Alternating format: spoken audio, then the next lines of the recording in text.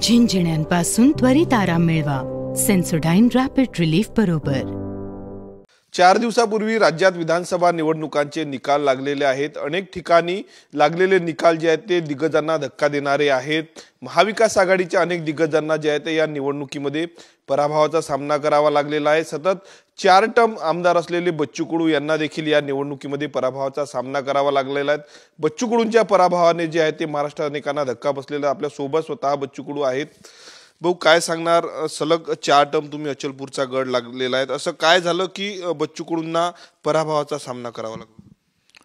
खरं तर जाती आणि धर्माचं फॅक्टर फार महत्त्वाचं ठरलं। दुसरं थोडा फरक आहे किंचित लाडकी बहिणीचा, आणि तिसरं मी मतदारसंघात फक्त 2 दिवस होतो, हाही थोडा त्याच्यातला एक भाग राहिला। आणि धार्मिकतेवर राजकारण खूप झालं। हिंदू आणि मुस्लिम लोकांचा फतवा आणि बटेंगे तो कटेंगे या मधात आमच्या सेवेचा झेंडा थोडा कमी पडला। एकंदरीत झेंडे जिंकले आणि सेवा हरली, राजकारण जिंकलं आणि सेवा हरली, अशा प्रकारचं पुऱ्या मतदारसंघात चित्र होतं। मला वातावरण खूप चांगलं होतं। लोक असे म्हणायचे का सट्ट्याचे भाव काय 50 रुपये 50 पैसे होते, आणि मला असं हमी होती का यावरची निवडणूक सोपी आहे आणि 15-20 हजार मतांना मी निवडून येईल। पण अचानकपणे काही 4-5 गाव आणि परतवाडा अचलपूर शहरामध्ये लोक असं म्हणतात आम्ही तुम्हाला मतं मारले पण ते दिसत का नाही। लोक येऊन सांगतात, रडून सांगतात का आम्ही मतदान केलं ते गेलं कुठं, असाही पण काही प्रकार चालू आहे। काय वाटते भाऊ, ईव्हीएमवर तुम्ही शंका व्यक्त केलेली होती पराभवानंतर, त्यानंतर आता राज्यात जर आपण पाहिलं महाविकास आघाडी जी आहे ते ईएम विरोधात आक्रमक झालेली आहेत, कारण निकाल धक्का देणारे आहेत असं म्हणतायत। न्यायालयात देखील काल गेले होते, परंतु न्यायालयाने याचिका फेटाळलेली आहेत, कसं पाहता? खरं तर पारदर्शकता असली पाहिजे। कुठलंही काम जर असेल तर आपण साधं भाजीपाला जरी विकत घेतो तर तो डोळ्यासमोर तराजूत मोजून घेतोय, इथं ते दिसतच नाही। स्पष्टता फार कमी आहे, अस्पष्टता आहे, पारदर्शकता शून्य आहे ईव्हीएममध्ये। कारण माझं मत मारल्यानंतर ते चिठ्ठीवर दिसलं तरी ते प्रत्यक्षात आम्हाला किती भेटलं याची गणना नेमकी होत नाही। आणि मग बॅलेटवर पुरा जगातले सगळे देश जर बॅलेटवर मतदान घेते तर मग भाजपवाल्यांनी असं म्हणाले काय हरकत आहे का आम्ही सुद्धा बॅलेटवर घेऊ, त्या पद्धतीने आम्ही समोर का जात नाही? म्हणजे तुमचा जर विश्वास आहे लोकांवर तर होऊ द्या ना, लोकांची जर मागणी आहे तर बॅलेटवर आपण करायला काही हरकत नाही। ज्या पद्धतीनं लोकसभा निवडणुकीमध्ये तुम्ही उमेदवार दिलेला होता, त्यानंतर नवनीत राणांचा पराभव झालेला होता, परंतु या संपूर्ण गोष्टींवर बच्चू कडूंचा पराभव केलाय असं विरोधक म्हणतात। निवडणुकीच्या बद्दल कसं पाहता विरोधकांना? नाही, यांची अवकात असेल तर तुम्ही म्हणाल तो मतदारसंघ निवडा, मी तो मतदारसंघ निवडतो, तुम्ही अपक्ष राहा, मी अपक्ष राहतो, मग माहीत पडेल कोण कोण बाजी मारतं। तर तिसरी गोष्ट, मला पाळण्याचं श्रेय जे काही राणा परिवार घेत आहे ते चुकीचं आहे। तर लाडकी बहीण आणि पार्टी हा त्याच्यातला खरं तर महत्त्वाचं, कारण ते पुऱ्या राज्यात जे स्थिती झाली ती अमरावतीतही झाली, त्याचं श्रेय घेण्याचा काही लोक प्रयत्न करत आहे। तर मला वाटतं ते म्हणतं ना बंडी खालचं जो असतं त्याला वाटते मी बंडी मीच चालून राहिलो, पण अशा प्रकारच्या भूमिका योग्य नाही, तुमच्यात ती ताकद नाही आहे। ज्या पद्धतीनं हे काही एकंदरीत मॅनेज झालेली व्यवस्था आहे ती सोडली आणि ते पारदर्शक जर ठरली तर मग चित्र स्पष्ट होईल।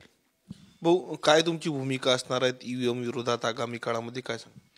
खरं तर आज आम्ही बैठक बोलावली आहे मतदारसंघातली, आणि त्यामध्ये सगळे सेंटर वाईज 5 ते 6 दिवसात पूर्ण आमच्याकडे आकडेवारी येईल। तिथली काही ठिकाणी आम्ही प्रयोग पण करेल की ज्या भागात आपल्याला मतदान कमी भेटलं तिथं प्रत्यक्षात आपल्याला किती मतदान असू शकतं, देऊ शकतं, तसे प्रयोग करू आणि मग समोर जाऊ। भाऊ, सध्या मुख्यमंत्री पदावरनं जो आहे तो वाद सुरू आहेत महायुतीमधनं। एकनाथ शिंदेचे समर्थक आमदार म्हणतात की एकनाथ शिंदे मुख्यमंत्री झाले पाहिजे, परंतु भाजपचे नेते जे आहेत ते रावसाहेब दानवे असे म्हणतात की एकनाथ शिंदेंना मुख्यमंत्री पदाबद्दल कुठलाही शब्द दिला नव्हता, सध्या सरकार स्थापन व्हायचं आहे, मुख्यमंत्री देखील निवडायचे। भाजप सत्तेत जर मागच्या वेळेस आलं तर ते एकनाथ शिंदे साहेबांच्या बंडखोरीमुळं. त्यांनी बंडच केला नसता तर भाजप सत्तेत आलं नसतं, आणि सत्तेत आलं नसतं तर आज हा प्रोजेक्ट त्यांचा सक्सेस झाला नसता.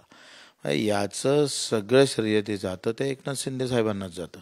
त्यांनी नाही बंडखोरी केली असती तर मागचे 2.5 वर्षे भेटले नसते, आणि 2.5 वर्षे भेटले नसते तर तुम्हाला लाडकी बहीणही भेटली नसती. तुम्हाला शिंदे साहेबामुळं लाडकी बहीण भेटली, म्हणून लाडके भाऊ आता आम्ही पाहतो भाजपचे लाडके भाऊ सत्तेत आले लागले. पण ज्या लाडके भावानं लाडकी बहीण योजना शोधून काढली त्या लाडके भावाला तुम्हाला दुर्लक्ष करता येणार नाही. काय भूमिका असणार आहेत आता प्रहारची आगामी काळामध्ये, आगामी निवडणुकांमध्ये? एक कल घेता लोकांचा का सत्तेत का सत्तेच्या बाहेर, झेंडा का सेवा, असे 4 प्रश्न आम्ही लोकांना विचारतोय. त्याच्यातून जो कल येईल त्याची 29 तारखेला आम्ही मुंबईला एक बैठक ठेवली. 2 डिसेंबरला राज्यातलं 1000 कार्यकर्त्याच्या प्रमुख कार्यकर्त्याचं अधिवेशन ठेवलं. त्याच्यातून मग निर्णय घेऊन समोर जाऊ. शेवटला प्रश्न, अमरावती जिल्ह्यातून आता नवनिर्वाचित आमदारांची मंत्रिपदासाठी दावेदारी आहेत. राणा असतील, प्रताप अडसर असतील, सुलभा खुडके यांनी देखील दावेदारी केली. सगळ्यांना आम्ही शुभेच्छा देतो. सगळ्यांनाच मला वाटते मंत्रिपद भेटलं तर जिल्ह्याचं भलं होईल, चांगलं होईल. नक्कीच. तर हे होते आमदार बच्चू कडू. आगामी काळामध्ये जे आहे ते कार्यकर्त्यांचं एक अधिवेशन बोलावणार आहे अशी प्रतिक्रिया त्यांनी दिली. सोबतच ईव्हीएम असेल किंवा लाडकी बहीणचा देखील प्रभाव झाल्याची प्रतिक्रिया त्यांनी दिलेली आहे. कॅमेरामन अनिकेत दहातोंडेसह मी स्वप्नील उमाप, TV9 मराठी, अमरावती. झिंझिण्यांपासून त्वरित आराम मिळवा सेन्सोडाइन रॅपिड रिलीफ बरोबर.